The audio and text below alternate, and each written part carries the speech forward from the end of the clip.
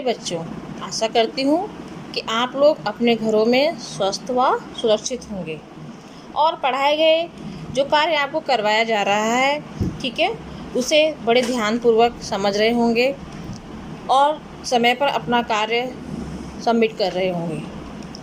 आज मैं आपको रामवृक्ष बिनपुरी द्वारा रचित बाल गोविंद भगत नामक पाठ पढ़ाने जा रही हूँ। सर्वप्रथम मैं लेखक का जीवन परिचय समझा रही हूँ, तत्पश्चात मैं आपको पाठ का सार समझाऊंगी। रामवृक्ष बिनपुरी आधुनिक युग के निबंधकार हैं। उनका जन्म 1899 ईस्वी में बिहार के मुजफ्फरपुर जिले के बेनीपुर गांव में हुआ। बचपन में ही इनके माता पिता का निधन हो गया था। वर्ष 1920 में गांधी जी के असहयोग आंदोलन में भाग लेने के दौरान कई बार इनको जेल जाना पड़ा।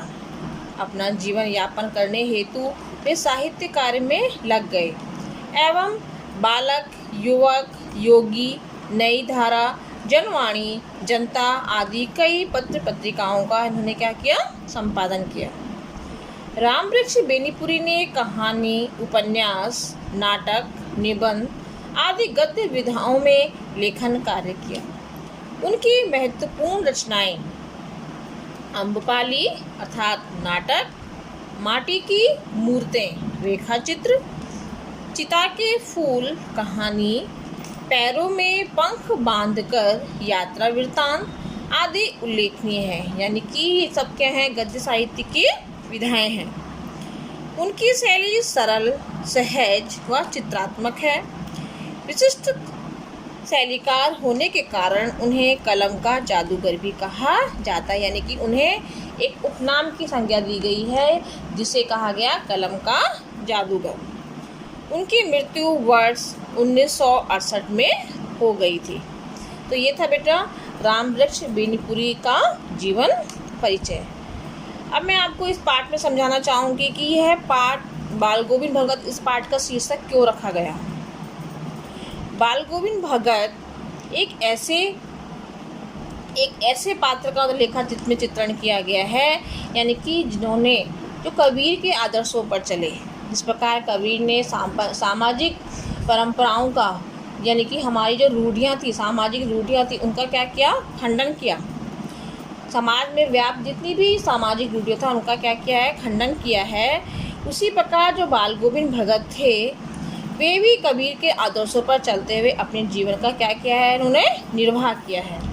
तो यह एक रेखाचित्र शैली है, यानी कि जो ये पाठ लिखा गया है वो एक रेखाचित्र शैली में लिखा गया है। इस पाठ के अंतर्गत लेखक ने एक ऐसे पात्र का चित्रण किया है जो कबीर के आदर्शों पर चलते हुए अपने जीवन का निर्वाह करता है। यानी कि उनकी वेशभूषा सब किसके आदर्शों पर चले, वो कबीर के आदर्शों पर चले। ग्रामीण परिवेश को चित्रित करने के साथ साथ इस पाठ में ग्रामीण संस्कृति को भी प्रस्तुत किया गया है। बाल गोविंद भगत के वाह्य व्यक्तित्व से ये भी बताने का प्रयास किया गया है कि सन्यासी जीवन का आधार वाह्य व्यक्तित्व ही नहीं अपितु मानवीय सरोकार होता है। बाल गोविंद भगत के माध्यम से लेखक ने सामाजिक बुराइयां एवं रूढ़िवादी सोच पर प्रहार करते हुए मानवीयता की भावना को प्रतिपादित करने का प्रयास किया है। मैं बाद में आपसे ये पूछा जाएगा कि उन्होंने कौन कौन सी सामाजिक बुराइयों का खंडन किया। यानी कि जो हमारी सोच है, जिसे कहते हैं हम छोटी सोच, दकियानूसी सोच, ठीक है, किस उन चीज़ों का उन्होंने कैसे खंडन किया है। तो सबसे पहले हम पाठ के सार को समझने की कोशिश कीजिए कि बाल गोविंद भगत का बाह्य एवं आंतरिक व्यक्तित्व, यानी कि बाह्य माने बाहरी, आंतरिक माने अंदरूनी। तो बाल गोविंद जो भगत थे लगभग 60 वर्ष के, मंझोले कद के, मंझोले अर्थात ना अधिक लंबे थे और ना ही अधिक छोटे थे। इस कद के वो गोरे चिट्टे व्यक्ति थे। उनके बाल पक चुके थे अर्थात उनके बाल सफ़ेद हो गए थे। वे बहुत कम कपड़े पहनते थे, कमर पर एक लंगोटी मात और सिर पर कबीर पंथियों की सी टोपी लगाते थे। कबीर पंथी कबीरपंथी माने जो पहले कबीरदास जी के विचारों को बताने वाला, यानी कबीरपंथी मठ कबीरदास जी के विचारों को बताने वाला स्थान, और कबीरपंथी जो यानी कि जो कबीरदास जी जैसी टोपी पहनते थे वो उसी तरह की टोपी को वह भी लगाते थे। वह कबीर को ही अपना साहब मानते थे, उन्हीं के गीतों को गाते थे और उन्हीं के आदर्शों पर वो चलते थे। वे कभी झूठ नहीं बोलते थे और सबसे खरा व्यवहार करते थे, यानी कि जो चीज़ सही है उसको मतलब मुंह पर उस चीज़ का जवाब देते थे, जो गलत है उसे गलत तरीके से। तो इसका अर्थ यह नहीं कि वे कोई साधु थे। उनका एक बेटा था और पतोहू यानी कि पुत्र वधू थी।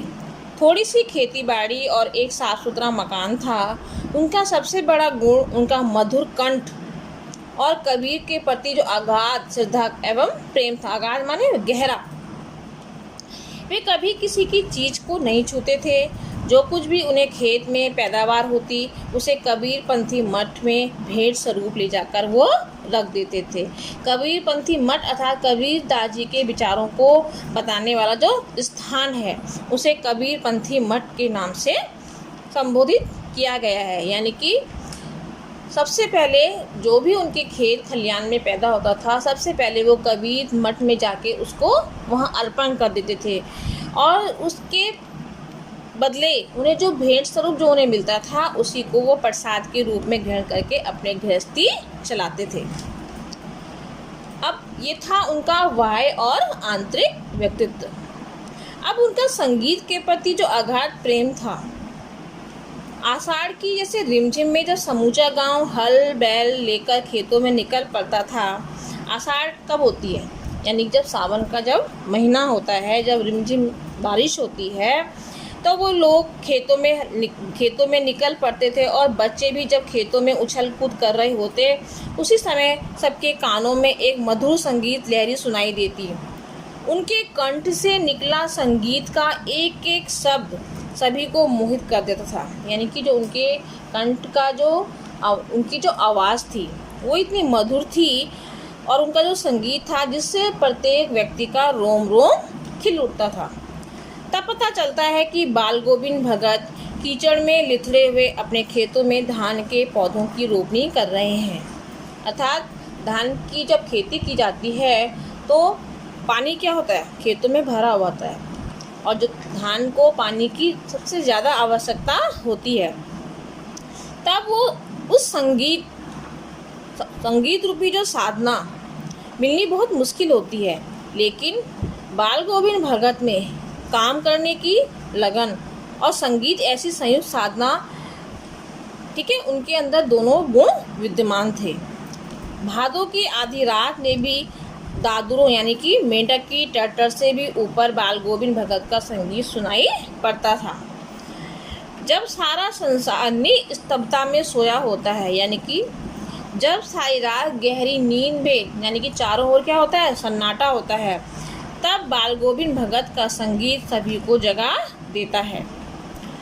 कार्तिक में यानी कि जब नवंबर का महीना जब यानी कि दिवाली जब आती है, उस महीने में बाल गोविंद भगत की जो प्रभातियाँ होती हैं, प्रभातियाँ अर्थात प्रातः काल में गाया जाने वाला गीत प्रातः काल में ही आरंभ हो जाती हैं। माघ में अर्थात जनवरी के महीने में जब बहुत अधिक ठंड पड़ती है, यानी कि दांत किटकिटाने वाली जब सुबह में उनकी उंगलियां जो हैं खजड़ी, यानी कि एक संगीत का बजाने का एक साधन होता है, ढपली के ढंग का होता है, परंतु आकार में उससे छोटा एक वाद्य यंत्र होता है जो खजड़ी के नाम से प्रसिद्ध है, पर चलना आरंभ कर देती हैं और गाते गाते वे इतने जोश में आ जाते हैं कि उनके मस्तक पर श्रम बिंदु चमक पड़ते हैं। श्रम बिंदु अर्थात पसीने की बूंदें, यानी कि इतनी ठंड में भी, यानी कि दांत जब ऐसी ठंड जब दांत के किटारे हों, लेकिन जब वो संगीत अपने मधुर गीत में इतने मुग्ध हो जाते हैं, इतने झूम जाते हैं, उनके मस्तक पर श्रम बिंदु चमक पड़ते हैं, यानी कि पसीने की बूंदें चमक पड़ती हैं। गर्मियों की उमस भरी शाम में भी मित्र मंडली के साथ बैठकर संगीत में इस प्रकार लीन हो जाते थे। कि उनका मन तन पर हावी हो जाता था, अर्थात वे सब गाना गाते गाते नृत्य भी करने लगते थे।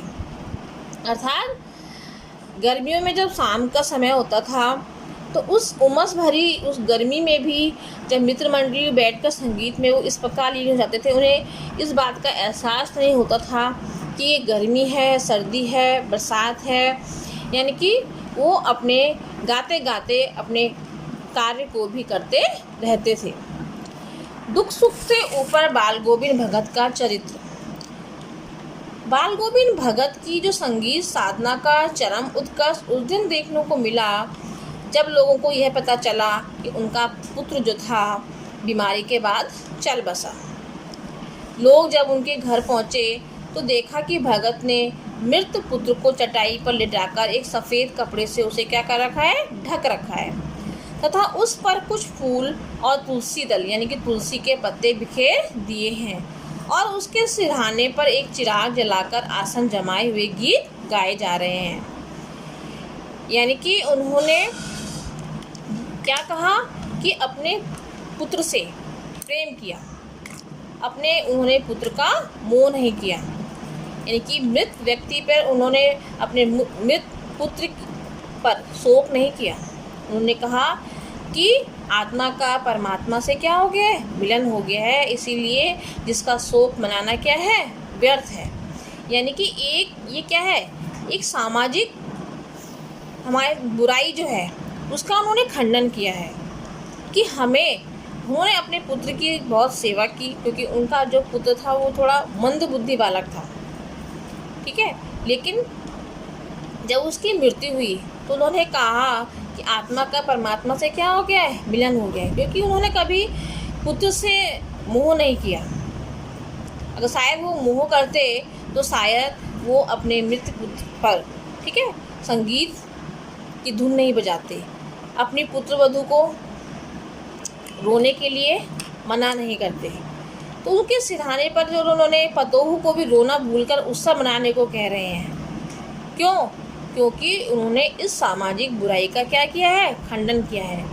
और उनका मानना है कि आत्मा जो है परमात्मा के पास चली गई है, जिसका शोक मनाना उनकी दृष्टि से, यानी कि जो उनकी जो सोच है वो क्या है, अगर हम शोक मना रहे हैं तो वो क्या है, व्यर्थ है।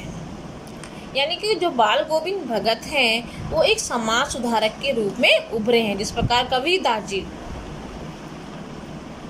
बाल गोविंद भगत कोई समाज सुधारक नहीं थे, किंतु अपने घर में उन्होंने समाज सुधारकों जैसा कार्य किया।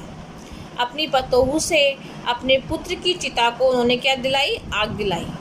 लेकिन हमारे सामाजिक रिवाजों के अनुसार पुत्र वधू से आग जलाना क्या है, वर्जित है। लेकिन उन्होंने इस परंपरा का भी क्या किया, खंडन किया।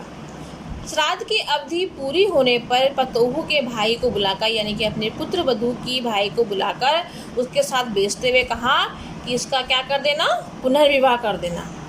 ये भी क्या है, हमारी सामाजिक परंपरा के क्या है, विरुद्ध है कि एक विधवा दोबारा विवाह नहीं कर सकती। लेकिन यह जानते हुए भी कि मैं क्या हूँ, बूढ़ा हो चुका हूँ, ठीक है, लेकिन फिर भी उन्होंने अपने पुत्र वधू को दोबारा यानी कि पुनर्विवाह करने की क्या दी, अनुमति दी। अभी क्या है, ये जवान है, ये पूरा जीवन कैसे बिताएगी। पतोहू के मायके ना जाने की जिद करने और यह कहने की मेरे जाने के बाद आपके खाने पीने का क्या होगा, किंतु वह अपने निर्णय पर क्या रहे, अटल रहे। जब बाल गोविंद भगत का जब अंतिम समय आया तो उनकी मृत्यु भी उनके व्यक्तित्व के अनुरूप शांत तरीके से हुई।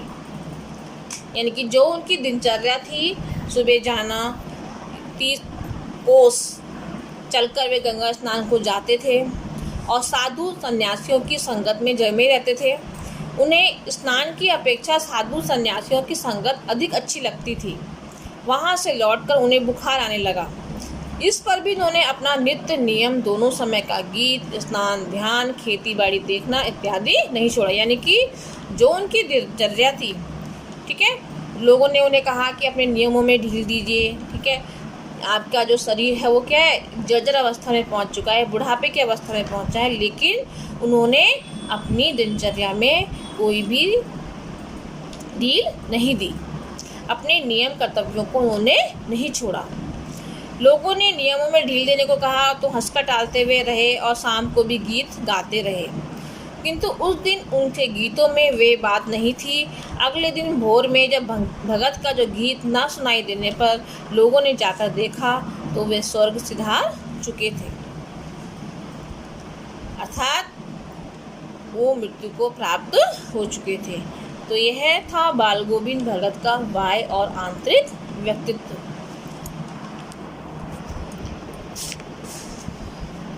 यानी कि खेतीबाड़ी से जुड़े गृहस्थ बाल गोविंद भगत अपनी चारित्रिक विशेषताओं के कारण ही साधु कहलाते थे।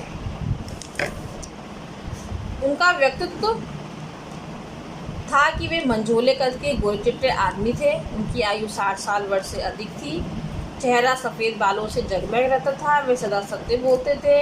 किसी को से दो टूक बात करने में संकोच नहीं करते थे। किसी की चीज़ नहीं छूते थे और बिना पूछे किसी की चीज़ को व्यवहार में भी नहीं लाते थे। और वेशभूषा, जैसे मैंने आपको बताया कि बहुत कम कपड़े पहनते थे। केवल कमर में एक लंगोटी और सिर में कबीर पंथियों की सी टोपी पहनते थे। जाड़ों में वे एक काली कंबली ओढ़े रहते थे। उनके मस्तक पर हमेशा चमकता हुआ रामानंदी चंदन लगा रहता था और गले में तुलसी की जड़ों की एक बिडोल माला बंधी रहती थी। तो ये उनकी वेशभूषा और उनका ये व्यक्तित्व था। यानी कि बाल गोविंद ने अपने समाज में व्याप्त जो हमारी सामाजिक जो मान्यताएं हैं उनका उन्होंने क्या किया, खंडन किया। सबसे पहला खंडन उन्होंने क्या किया कि अपने इकलौते जवान बेटी की मृत्यु पर शोक मनाने के स्थान पर उत्सव मनाने को कहा और कहा कि मेरे पुत्र की जो आत्मा है वो परमात्मा में जाकर क्या हो गई है, लीन हो गई है, इसलिए हमें शोक नहीं करना चाहिए। दूसरी सामाजिक मान्यता है कि मृत शरीर को मुखाग्नि पुरुष वर्ग के हाथों दी जाती है, लेकिन भगत ने अपने पुत्र के क्रियाक्रम स्वयं न करके अपनी किससे कराए, पुत्र वधू से आग दिलवाई। तीसरा, जब भगत के पुत्र के साथ की अवधि पूरी हो गई तो उन्होंने अपने पतोह के भाई को बुलाकर आदेश दिया कि इसे घर ले जाओ और इसका क्या कर दिया जाए, दूसरा विवाह कर दिया जाए। जबकि हमारे समाज में विधवा विवाह को मान्यता नहीं दी गई है। वह अन्य साधुओं की तरह भिक्षा मांगकर खाने के क्या थे, विरोधी थे। यानी कि उनकी जो थी वो हमेशा कबीर के आदर्शों पर चले। कबीर को ही उन्होंने क्या माना, अपना साहब माना। जिस प्रकार कबीर ने सामाजिक बुराइयों का खंडन किया, उसी प्रकार ने बाल गोविंद भगत ने भी समाज में व्याप्त जितनी भी सामाजिक बुराइयां थी उनका क्या किया, खंडन किया। कबीर जो थे गृहस्थ होकर भी सांसारिक मोह माया से क्या थे, मुक्त थे। उसी प्रकार बाल गोविंद भगत भी गृहस्थ होकर भी साधु में बनकर भी साधु समान जैसा जीवन उन्होंने क्या किया, व्यतीत किया। धन्यवाद।